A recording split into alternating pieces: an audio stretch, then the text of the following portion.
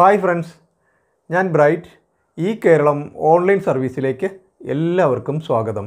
Passport ഇന്ത്യയുടെ പുതിയ updated portal വഴി വിദേശ രാജ്യങ്ങളിലേക്ക് തൊഴിൽ വിദ്യാഭ്യാസപരമായ ആവശ്യങ്ങൾക്ക് പോകുന്നതിന് വേണ്ടിയുള്ള പോലീസ് ക്ലിയറൻസ് സർട്ടിഫിക്കറ്റ് PCCക്ക് എങ്ങനെ ഓൺലൈനായി അപേക്ഷിക്കാമെന്നാണ് ഇന്നിവിടെ നോക്കുന്നത്. ജില്ലാ ആസ്ഥാനങ്ങളിലും പ്രധാന സിറ്റികളിലുമായിട്ടൊക്കെ ഉണ്ടായിരുന്ന PSK, അതായത് നമ്മൾ വെരിഫിക്കേഷനായിട്ട് പോകുന്ന പാസ്പോർട്ട് സേവാ കേന്ദ്രങ്ങൾ ഇപ്പോൾ റിമോട്ട് ഏരിയയിലേക്കും വാൻ സൗകര്യത്തോടു കൂടി ഉള്ള സംവിധാനം ഏർപ്പെടുത്തിയിരിക്കുകയാണ്. ഇതും വീഡിയോയിൽ പരിശോധിക്കുന്നുണ്ട്.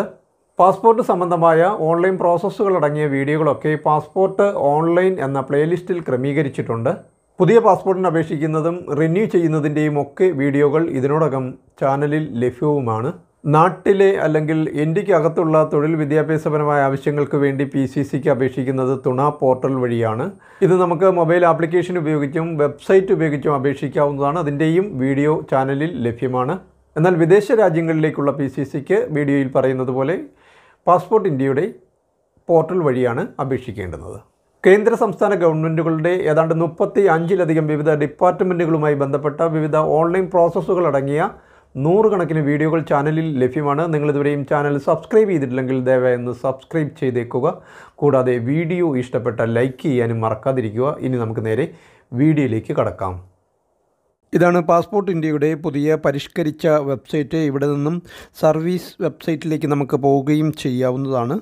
സൈറ്റ് അഡ്രസ് ഡിസ്ക്രിപ്ഷനിൽ ഞാൻ കൊടുത്തിരിക്കാം. വെബ്സൈറ്റിൽ പ്രവേശിച്ചാലുടൻ ഇങ്ങനെ നിർദ്ദേശങ്ങളടങ്ങിയ ഒരു പോപ്പപ്പ് വിൻഡോ വരുന്നതാണ്. ഇത് ക്ലോസ് ചെയ്യാവുന്നതാണ്. ഇവിടെ മുകളിലായി ലോഗിൻ എന്നും രജിസ്റ്റർ എന്നും 2 ലിങ്കുകൾ കാണാം. ഇവിടെ രജിസ്റ്റർ ചെയ്ത് ലോഗിൻ ചെയ്ത് വേണം നമ്മൾ ഓരോ ആപ്ലിക്കേഷനും അയക്കാൻ. ഇതെങ്ങനെ ചെയ്യാമെന്നതിനെ സംബന്ധിച്ച് കഴിഞ്ഞ വീഡിയോയിൽ വളരെ വിശദമായി ഡോക്യുമെൻ്റ് അഡ്വൈസർ, അതുപോലെ ചെക്ക് അവൈലബിലിറ്റി ഒക്കെ എങ്ങനെ നോക്കാമെന്നതിനെ സംബന്ധിച്ച് വിശദമായിട്ട് പറയുന്നുണ്ട്. പാസ്പോർട്ടിന് പുതിയതായിട്ട് അപേക്ഷിക്കുന്നതും പുതുക്കുന്നതുമായി ബന്ധപ്പെട്ട വീഡിയോ നേരത്തെ പോസ്റ്റ് ചെയ്തിട്ടുണ്ട്. പുതിയ വെബ്സൈറ്റ് വഴി എങ്ങനെ ചെയ്യാമെന്നതിനെ സംബന്ധിച്ച് ഒരു രജിസ്ട്രേഷനിൽ നമുക്ക് 5 അപേക്ഷ വരെ അയക്കാൻ സാധിക്കും. ഞാനിവിടെ രജിസ്റ്റർ ചെയ്തിട്ടുള്ളത് കൊണ്ട് ലോഗിൻ ഐഡിയും പാസ്വേഡും കൊടുത്ത് ലോഗിൻ ചെയ്യുകയാണ്. നേരത്തെ അപേക്ഷകൾ അയച്ചവരെ സംബന്ധിച്ച് മൈ ആപ്ലിക്കേഷനിലാണ് ഈ ലോഗിൻ ചെയ്താലുടൻ എത്തിച്ചേരുക. ഇനി നമ്മൾ ചെയ്യേണ്ടുന്നത് മുകളിലായി സർവീസ് എന്ന് കാണാം. സർവീസിൽ പ്രസ് ചെയ്യുകയാണ് ചെയ്യേണ്ടുന്നത്. തുടർന്ന് നമുക്ക് റിന്യൂവലും ഫ്രഷും ഉൾപ്പെടെ ഈ വെബ്സൈറ്റ് വഴി ചെയ്യാൻ കഴിയുന്ന ആപ്ലിക്കേഷനുകളുടെ ഒക്കെ ലിങ്കുകൾ കാണാൻ സാധിക്കും. അവിടെ നമുക്ക് വേണ്ടുന്നത് PCC ആണ്. അവിടെ നമുക്ക് apply for police clearance certificate ബ്രാക്കറ്റിൽ PCC എന്ന് കാണാൻ സാധിക്കും. അവിടെ ക്ലിക്ക് ചെയ്താണ് മുന്നോട്ട് പോകേണ്ടുന്നത്. ഇവിടെ കഴിഞ്ഞ വീഡിയോകളിലൊക്കെ കണ്ട ഒരു സംശയമാണ് ഈ PCCയുടെ കാലാവധി, വാലിഡിറ്റി എത്രയാണെന്ന്. അതിനെ സംബന്ധിച്ച് പറയുകയാണെങ്കിൽ PCCയുടെ കാലാവധി നിശ്ചയിക്കുന്നത് നമുക്ക് വിസ തന്ന എംപ്ലോയറാണ്. ഒരു PCC നമ്മൾ സമർപ്പിച്ചു കഴിഞ്ഞാൽ അതിനുശേഷം പിന്നീടൊരു PCCയും കൂടെ വേണമോ വേണ്ടയോ എന്നുള്ള കാര്യത്തിൽ തീരുമാനമെടുക്കേണ്ടുന്നത് ആ എംപ്ലോയറാണ്. അതുകൊണ്ട് എംപ്ലോയറുടെ തീരുമാനത്തെ ആശ്രയിച്ചിരിക്കും PCCയുടെ കാലാവധി. വീണ്ടും PCC വേണമെന്ന് ആവശ്യപ്പെട്ടാൽ വീണ്ടും എടുത്തു കൊടുക്കുകയാണ് ചെയ്യേണ്ടുന്നത്.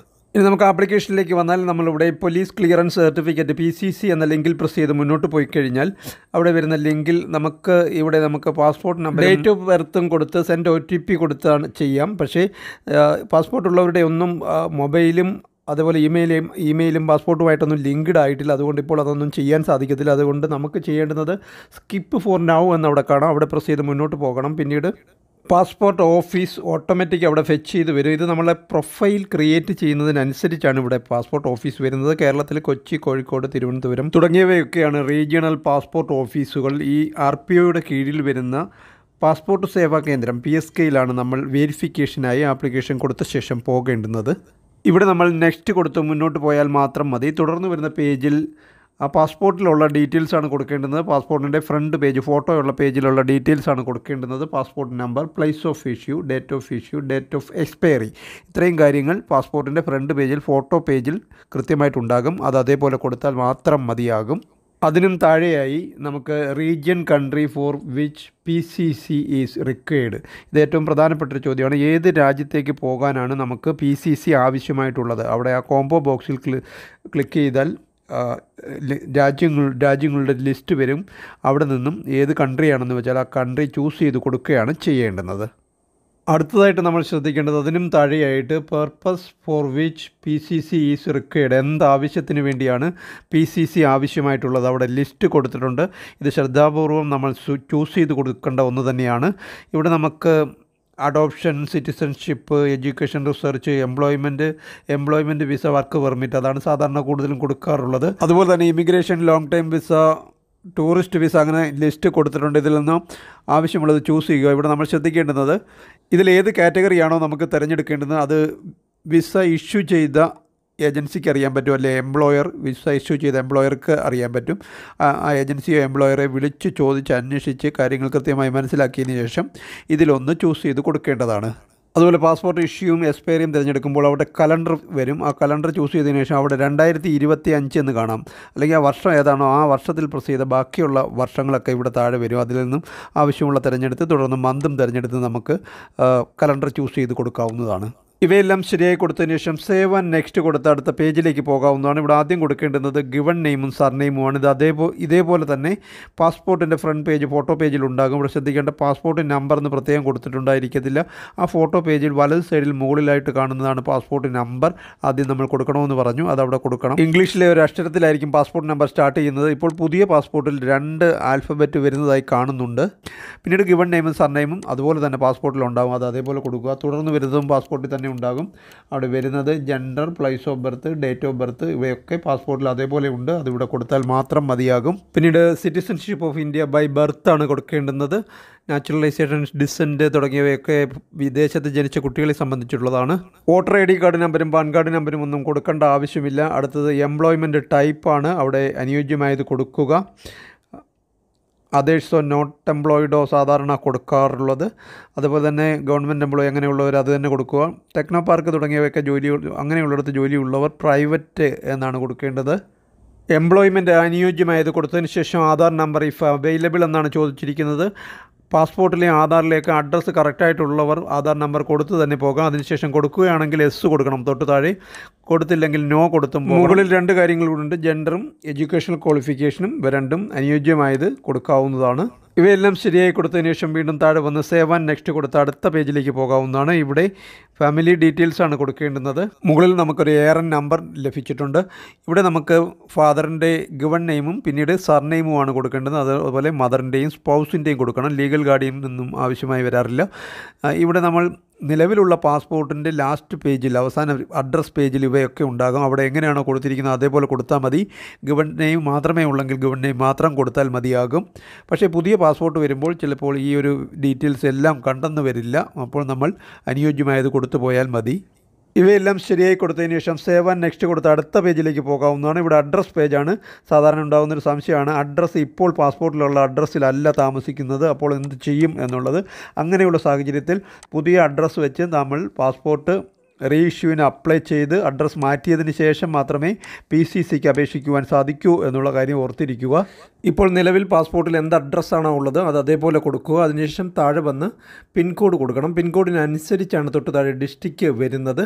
അതിനുശേഷം അവിടെ സ്റ്റേറ്റും ജില്ല പിൻകോഡിനനുസരിച്ച് അവിടെ വന്നിട്ടുണ്ടാകും. അവിടെ റൂറലാണോ സിറ്റി ആണോ എന്നുള്ളത് നിങ്ങൾ തിരഞ്ഞെടുത്ത് കൊടുക്കണം. ആ റൂറൽ സിറ്റിക്ക് അനുപാതികമായിട്ടാണ് തൊട്ടിപ്പുറത്ത് പോലീസ് സ്റ്റേഷൻ വരുന്നത്. ഇതിനും പോലീസ് വെരിഫിക്കേഷൻ ഉണ്ടാകും.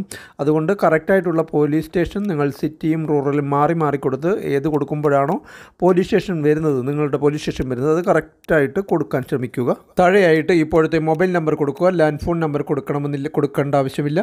തൊട്ട് താഴെ ഇമെയിൽ IDയും കമ്പൽസറിയാണ്, രണ്ടും കൊടുക്കണം. താഴെയായിട്ട് പ്രധാനപ്പെട്ട ചോദ്യമുണ്ട്, ഈസ് പെർമനൻ്റ് അഡ്രസ്സ് അവൈലബിൾ. അവിടെ നോയാണ് കൊടുക്കേണ്ടുന്നത്. സാധാരണ പ്രസൻറ്റ് അഡ്രസ്സാണ് പാസ്പോർട്ടിൽ വരാറുള്ളത്. അത് തന്നെയാണ് ഇവിടെ നമ്മൾ മുകളിൽ കൊടുത്തിട്ടുണ്ടാവുകയും ചെയ്യുക. അതുകൊണ്ട് നോ കൊടുക്കണം.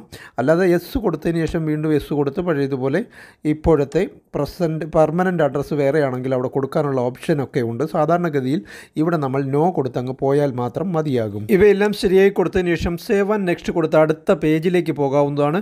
ഇവിടെ ക്രിമിനൽ കേസുകൾ എന്തെങ്കിലും ഉണ്ടോ എന്നാണ് ചോദിച്ചിരിക്കുന്നത്. എല്ലാം നോ തന്നെ കൊടുത്തു പോകണം.